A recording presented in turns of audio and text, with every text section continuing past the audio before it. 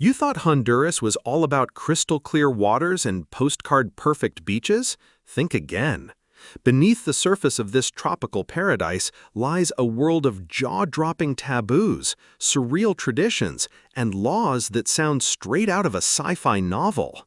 Imagine fish raining from the sky, a bridge that leads to absolutely nowhere, a bizarre ban on two men riding the same motorcycle, and a wife trading market that once actually existed.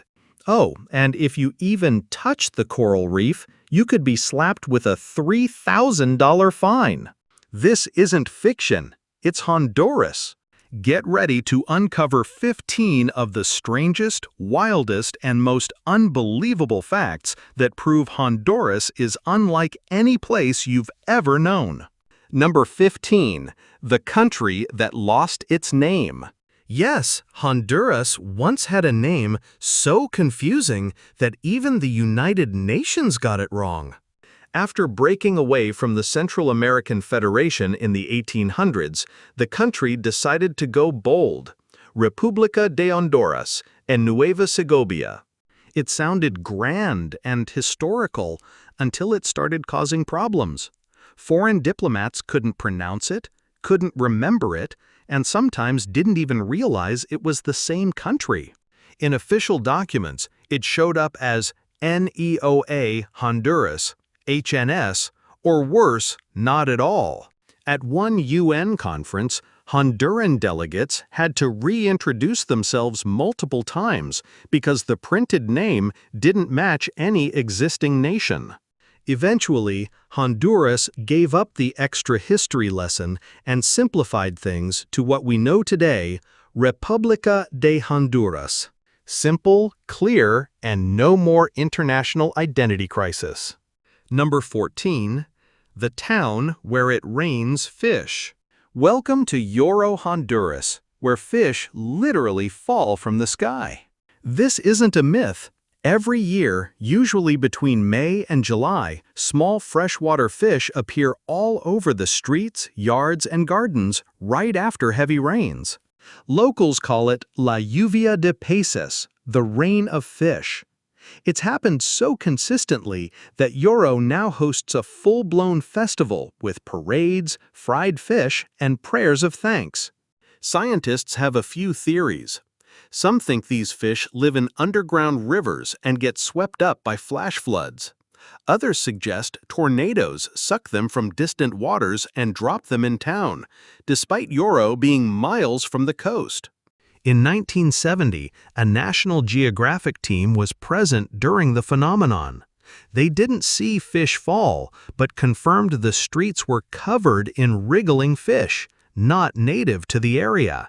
Whether it's divine intervention or an underground aquatic mystery, one thing's for sure, only in Lloro does the miracle happen every single year. And the people there?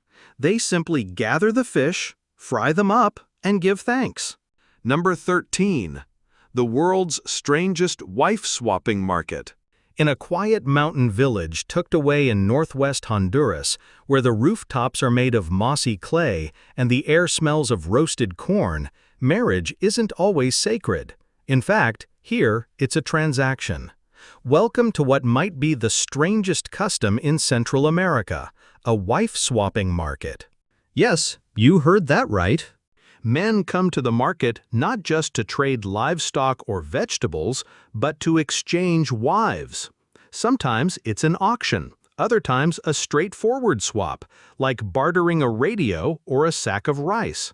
In some cases, the women have already been traded multiple times, like vintage collectibles passed from one owner to another. The tradition is believed to trace back to the colonial posta era, when women couldn't legally own property, and swapping wives was considered a way to transfer social and economic value. A 1998 ethnographic study by the National Autonomous University of Honduras found that over a quarter of men in mountain communities admitted to participating in wife swaps at least once. The government, naturally, tried to stop it. In 2007, they passed laws banning the practice outside of official market days held only 3 times a year. They even prohibited parents from giving children bizarre names like Clinton Cartire or Thank God, a nod to the chaos that comes from these unconventional unions. Number 12. The airport that terrifies even pilots. If you're flying into Honduras, here's a travel tip that might save you a panic attack. Avoid Toncontín International Airport. Located smack in the middle of the capital city, Tegucigalpa, Toncontín is ranked among the most dangerous airports in the world, and for good reason.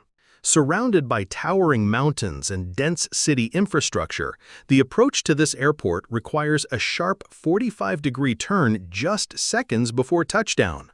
The runway? Only 7,100 feet long, about half the length of major international runways like those at LAX.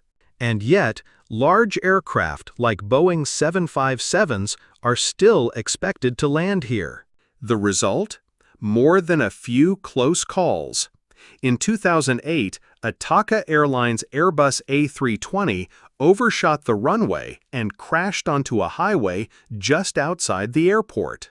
And that wasn't an isolated incident. It's become tradition for passengers to clap upon landing, a mixture of relief, celebration, and pure adrenaline. Even the flight crews breathe easier after a successful descent. If you'd rather skip the thrill ride, try Palmarola International Airport, XPL, just 47 miles away. It's newer, safer, and doesn't require a pilot to be a stunt flyer. But if you do choose Toncontín, buckle up, you're in for the wildest landing of your life. Number 11. 2 men on a motorcycle? That's illegal in many Honduran cities. It might sound like an unusual traffic law, but in cities like Tegucigalpa, San Pedro Sula, and Choloma, 2 men riding the same motorcycle could get you pulled over immediately. And no, it's not about traffic safety or overloaded bikes. It's about preventing murder. Over the past decade, Honduras has faced a serious problem with motorcycle hitmen. The formula is chillingly simple. One man drives, the other pulls the trigger. Fast, efficient, and nearly impossible to catch. To combat this, officials introduced the Dos Hombres en Moto rule, a security law that bans 2 men from riding together in high crime zones. It's especially enforced in Zona Roja, or red zones known for violence. Even tourists can get stopped. 2 male friends on a road trip through a city might be asked for their papers or even fined. Meanwhile, 2 women? No problem. A man and a girlfriend? Totally fine. But 2 guys, even father and son, co-workers, or brothers, can raise suspicion. It's one of those rare laws that isn't about who's riding, but about who might be riding with intent. Number 10. The island where men don't argue with women. Hidden on the Caribbean coast of Honduras, among the rhythm of drums and ocean breeze, lies a world where women quietly run the show. Welcome to the Garifuna communities, descendants of African and indigenous peoples, where men simply don't argue with women. Not because they're scared, but because tradition demands deep respect. Here, women are more than caregivers. They are landowners, leaders, spiritual guardians, and decision-makers. In towns like Garia, women decide everything from school choices to whether the family sells land or invites relatives for dinner. And when it comes to sacred ceremonies like Dugu, the ancestral healing ritual, interrupting a female elder can get a man expelled from the circle and spiritually shunned. This matriarchal respect is passed down like a cultural code. Tourists have described it as walking into a parallel world, where the rules are written by women and men follow them not with reluctance, but with reverence. So, if you ever visit and see a Garifuna husband calmly nodding as his wife scolds him at the market, don't mistake it for weakness. He's not afraid. He's honoring generations of strength. Number 9. The bridge that leads nowhere. In southern Honduras, near the city of Choluteca, stands a bridge with no purpose. No cars, no river beneath, just a perfectly engineered structure rising over dry land. This is the Choluteca Bridge, once a symbol of progress and national pride. Designed by Japanese engineers in 1998 to withstand the region's worst storms, it opened just months before Hurricane Mitch, one of the deadliest storms in Central American history. Mitch brought over 75 inches of rain in 4 days, wiping out roads, villages, and lives. But the bridge? It survived intact. There was just one problem. The river moved. The raging floods shifted the Choluteca River's course, carving out a new path far away from the bridge. So while the structure still stands tall and strong, it no longer serves a single purpose. It became a symbol of irony, resilience, and irrelevance. Today, it's studied in engineering and business schools as a cautionary tale. Don't build something so sturdy it can't adapt. Because in a world that changes fast, survival isn't about strength. It's about flexibility. Number 8.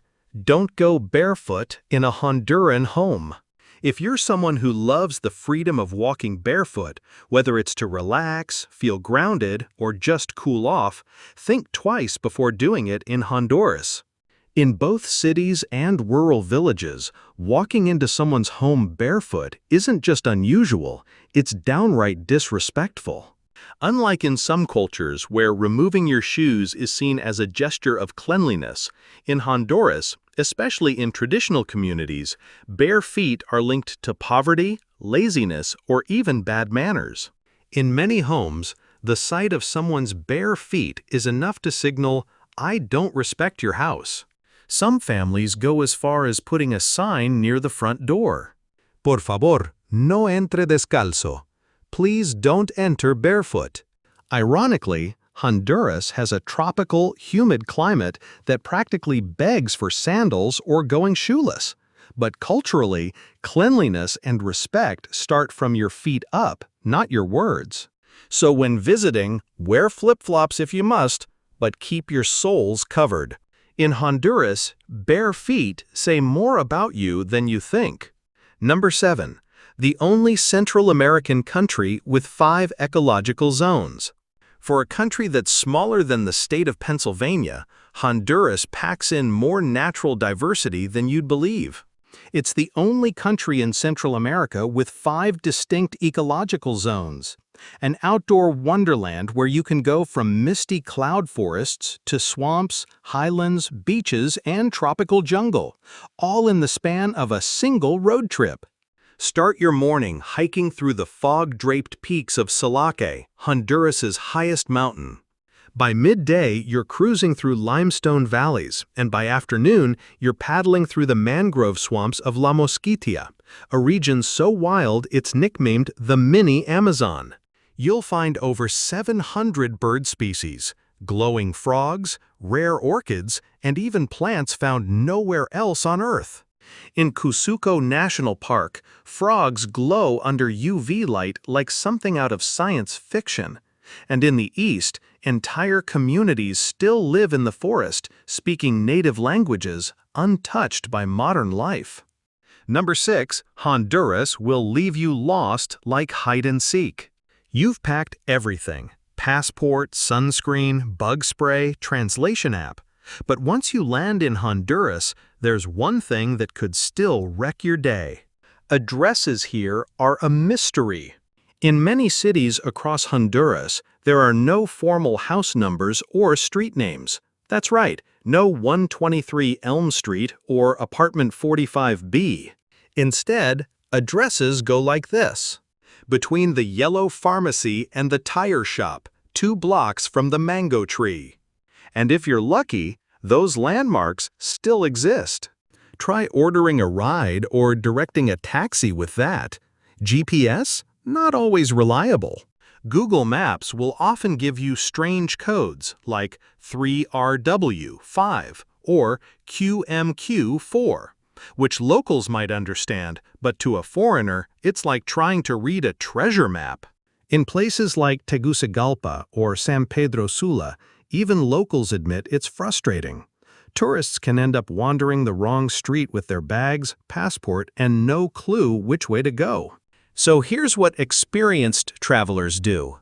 V. Save your exact GPS coordinates. Take a photo of the building. Ask the neighbors. Always double confirm with your host. Because in Honduras, finding your way is half the adventure and all the stress if you're not prepared. Number 5. Don't touch, step on, or break coral at the Roatan Reef. A vacation on Roatan Island sounds like paradise. Crystal clear waters, vibrant coral gardens, and sunlight dancing on the waves. But step on the wrong thing, and paradise could cost you $3,000. That's the fine for damaging even a single piece of coral in Honduras. Roatan sits at the edge of the Mesoamerican Reef, the second largest coral reef in the world, stretching over 700 miles across Mexico, Belize, Guatemala, and Honduras. It's a living masterpiece, home to more than 500 species of fish, 65 types of coral, sea turtles, stingrays, and even whale sharks. And here's why it matters. A single coral branch grows just 0.1 to 2 inches per year. So that vibrant reef you're admiring? It likely took centuries to form, delicate, ancient, and irreplaceable. That's why Honduran law is crystal clear. No touching, no standing, no swimming too close, and absolutely no collecting shells or live coral. Even accidental damage can lead to a steep fine, and in some cases, you might even be deported. Number 3. The strange bagged water culture. Picture this. You're walking through a Honduran street market under the blazing sun. You're thirsty. You ask for water, and instead of a bottle, you're handed a small plastic bag. Welcome to Bolsa water culture, a unique and ultra-common way to hydrate in Honduras. Locals call them bolitas, and they usually hold around 13 to 20 ounces of water, sealed at both ends like a sausage. No cap, no straw. Just bite a corner off and sip it like a juice pouch. It might seem strange, but it's actually practical and incredibly cheap. Just 3 to 5 lempiras, that's under 20 cents. Why water in bags? Because in many parts of Honduras, tap water isn't safe to drink. Bolitas offer a fast, filtered, and affordable solution, especially for workers, school kids, and people on the move. Many of them are UV treated or purified, and for those who can afford it, homes and offices use large 5-gallon jugs just like in the US. But there's a downside. All those little plastic bags, they're not biodegradable. Environmental groups are urging a shift to eco-friendly materials, or better yet, reusable bottles. Number 2, Hunga Hungu, the dance men can't join. On the Caribbean coast of Honduras, where the Garifuna people keep centuries-old traditions alive, there's a sacred dance shrouded in mystery, Hung Hungu. And if you're a man, don't even think about joining. Hunga Hunga is not a tourist attraction, it's a ritual, part of the deeply spiritual Dugu ceremony, where Garifuna women call upon ancestors, ask for guidance, and make peace with the spirit world. Picture this: the air thick with incense, drums beating in deep, steady rhythms. Mothers, grandmothers, and aunts moving in hypnotic sways, their hips gently rocking in perfect sync. It's not flashy, but it's powerful. The women's bodies become channels between the living and the dead. Men may be present, they can help with instruments, prepare the space, but they are never allowed to dance hunga hungo. Why? Because in Garifuna belief, only women who carry the ancestral bloodline, who give life, have the spiritual right to summon spirits. It's a matriarchal force so deeply embedded in tradition that even today it remains untouched. Number 1. Don't badmouth Honduran soccer. This one might seem small, but in Honduras it's huge. Never insult the national soccer team. We're serious. Soccer here is more than a sport. It's national identity, pride, and emotion rolled into 90 minutes. Say the wrong thing in a packed bar, like Honduras can't beat Mexico, and you might find yourself in the middle of a full-blown argument, or worse. A survey by La Prensa found that over 70% of Hondurans said soccer connects them to their country more than religion or politics. During World Cup qualifiers, cities shut down. Schools allow kids to wear jerseys, and entire neighborhoods erupt when the national team scores. Flags fly from cars. People cry. Victories become national holidays. Losses feel like funerals. So if you're a visitor, cheer with them, respect the passion, and keep the jokes to yourself, especially if you're talking to a diehard fan in a local cafe. In Honduras, you can mess with a lot of things. Soccer isn't one of them.